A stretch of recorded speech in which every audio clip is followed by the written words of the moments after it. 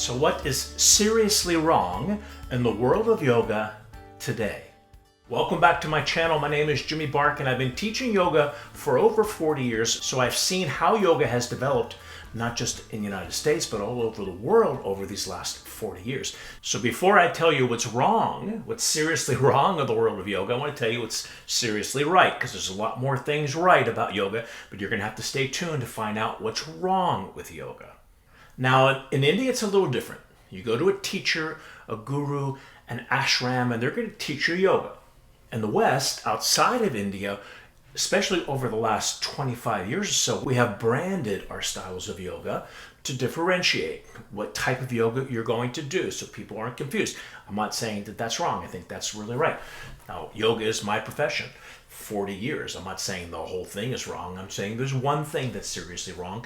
I've heard people talk about Bikram being trendy yoga, but Bikram was one of the very first yogis to bring Hatha yoga to the United States in the mid to late 1970s. He was here a little bit before the whole Ashtanga Krishnamacharya movement. And I did a video recently called Styles of Yoga, and I talked about Iyengar and Ashtanga, in Vinaya, in Yin Yoga, in Restorative Yoga, and of course Bikram and Barkan in the hot yoga world. And like I said before, I recently did a video on styles of yoga and explained the different styles of yoga. So how are you going to determine, let's say you're a beginner and you're trying to figure out what kind of yoga is right for you? My suggestion is to try a few, see if it works. Don't go for too long. My teacher used to say, jack of all trades, master of none. So you don't want to go too long and just jump from one to the other, because a lot of times people will, and they do that with the spiritual world as well. They go from one guru or one particular philosophy and they jump from one to the other. Because when it's time to do the work, when it's time to put in the sweat, to start to understand and dive into the concept, many times people don't have the discipline to stick with it, so they move on to the next. So what you want to do is find something that works for you and stick with it. And if you're new to the channel, please consider subscribing, smash the like button if you're enjoying this video, and any comments, put them down below. So we got all these different styles of yoga, these different interpretations, different understandings, and isn't that human nature? Human nature is we are diverse as a population. I think we just hit 8 billion on the planet recently. We are a diverse species because we like different things, and there's different tastes and so on. So what's the problem? What's wrong in the world of yoga? Here's what it is. Here's the drum roll. They make the other styles wrong. Just doesn't make sense to me. What are you making the other styles wrong for? If you don't want to do that type of yoga, just don't do it. It's wrong. It's wrong. Because, and this is really an important point, isn't non-judgmentalness such an important part of yoga and the philosophy? To be in a non-judgmental state, that doesn't mean you're not discerning. That doesn't mean you're not deciding what it is that you want to do, what course you want to take in yoga or anything in life, or any path in life. And not making the judgment will bring you more to peace, will bring you more to the present moment. Now, I come from actually a controversial style of yoga. My foundation is Bikram yoga, which comes from Vishnu Ghosh, what we now have nicknamed hot yoga. So the Barkan method, even though it's a little different than Bikram, it's still based on the foundation of this lineage. So a lot of times people have the judgment about hot yoga, doing yoga in a heated room. Just don't do it if you don't want to do yoga in a heated room. It just astonishes me to see the judgment that they make. It's wrong. It's wrong. For example, I was teaching the Miami Dolphins in the mid to late 1990s, and then it started again in 2006, 2007. And I was teaching some of the greatest players at the time. There was Jason Taylor, there was Zach Thomas, who, by the way, said it was the hardest thing exercise-wise he had ever done in his life. So that's an interesting point. He's one of the top Hall of Fame linebackers ever to play the game. So I'm teaching the Miami Dolphins around 2007, and there was a very famous running back, I'm not going to mention his name, who was playing for the Miami Dolphins at the time. If you know anything about the times and the years, you probably can figure it out. And he actually was practicing a different type of yoga. So the players went to him and they said, we're doing this hot yoga. Back then it wasn't Bikram, it was Barkan, but it was sort of a combination of the two. And he said, and his comment was, that's not real yoga, that's fake yoga. Whatever in the world that's supposed to mean. Now, when you're defining a sign, rules and regulations, and understanding alignment concepts, and concepts of philosophy, and understanding the process, without making the other types of yoga wrong. And Bikram wasn't an exception. A very controversial public figure. If you saw the Netflix documentary, you know what I'm talking about. So I was with Bikram. This was somewhere in the 1980s, maybe 90s, I'm not sure. And Yoga Journal was doing an article on Bikram in the Yoga Journal, and they were talking about vinyasa, and they're talking about all the different arm balancings and the jump throughs and jump backs, and Bikram was making them wrong. So the reporter said from Yoga Journal, she said, "Okay, Bikram, for our readers, I want to make sure I get it right. You're saying that everybody in the entire yoga world but you are circus acrobats." And Bikram said, "No, that's not what I said." He said, here's my Bikram imitation, he said, "They're circus clowns." Beepers. Circus clown? When you say something like that, you're going to separate yourself from the rest of the yogic world. But like I said before, it's not just Bikram. It's amazing to see how the non-hot yoga people make the hot yoga people wrong. There's certain styles of yoga that are very, very intense on alignment concepts. And it's black and white. This is right and that's wrong. Now, understandably so, there are certain things you can do in yoga that you could hurt yourself alignment-wise. That's different. That's not what I'm talking about.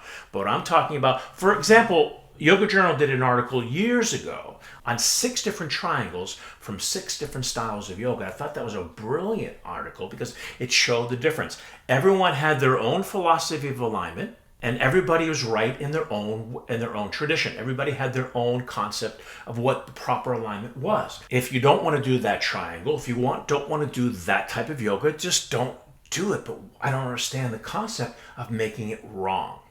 There's a very famous yogi, actually yogini. Her name is Lilias Folan. She was a pioneer. She had a show on PBS called Lilias and You, or Lilias for You. I'm not really sure what the title was. She wrote about 4 or 5 books. In fact, I had the honor of endorsing one of her books. It was called Yoga Gets Better with Age. So I love Lilias Folan, and I met her on the Yoga Journal circuit. She does different yoga than I do. She's very gentle, very soft. She does postures like happy baby, half tortoise, postures she calls Little Mermaid pose and puppy pose, and you can never applaud for her if you take in a live class. You can only give her angel claps for Lilias Folan. Now, it's not the type of yoga that I do, but I'm not going to make somebody wrong because they chose to do this type of yoga, to have this type of sort of relaxed and gentle, almost restorative type of yoga. That's not what I do. But I'm not going to make them wrong. I'm just happy that they're doing yoga in the first place. And definitely a big shout out to Lilias Folan. She's considered to be like the godmother of yoga in the United States. There's a very famous singer from the United States, and I took her master class. I know the master classes are a big thing. I'm not going to mention her name and throw her under the bus on my video, but I was watching her master class, and she was talking about all the different things you can do as a singer that are going to help you. And one of the things she suggests is that you do yoga, and being in yoga, you're going to get yourself centered. It's great for the throat. It's great for the body. It's great for the mind and the connection of the two. But she said, I'm talking about real yoga. I'm not talking about trendy yoga like Bikram yoga. And I'm like, come on, please. Are you kidding me?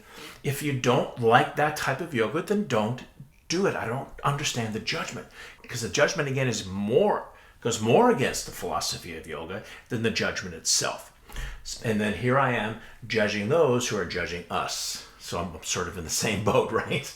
So why is it a dichotomy? Why is it wrong? Because the concept of yoga is the union, is the connection, not the connection with you and your mind, body, and soul. And I talk about this a lot of times. That's the first part of it, but it's the connection between you and God, you and the universe, and everyone in it, and having that connection and having that union. So the judgment is actually keeping us in the separation. And even in ancient times, it's not just in modern times, it's not just in the West, but the traditionalists had a different way of doing yoga thousands and thousands of years ago. And now here comes Patanjali 2,000 years ago, and he had a different approach. He said, we can't find the universe, we can't find God until we quiet the monkey mind.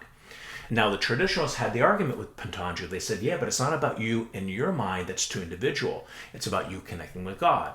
And there was the conflict. There was the argument. And he said, well, I can't find God until I quiet the mind. So it's a different approach. They're disagreeing with each other. Now here comes Shankara and Ramanuja 1,000 years after Patanjali, and they have a different approach completely because they are non-dualist in their philosophy, where Patanjali was a dualist. And again, there's everyone disagreeing with everyone. Now you can still discern. You can still say, this is the type of yoga that I want to do. I'm not drawn to that type of yoga. I'm not drawn to that approach without making the judgment. And what's interesting is that and I find the judgment is really not so much in the hierarchy of teachers. For example, I was in the yoga journal circuit for a while, and I met a lot of the top teachers in different styles of yoga.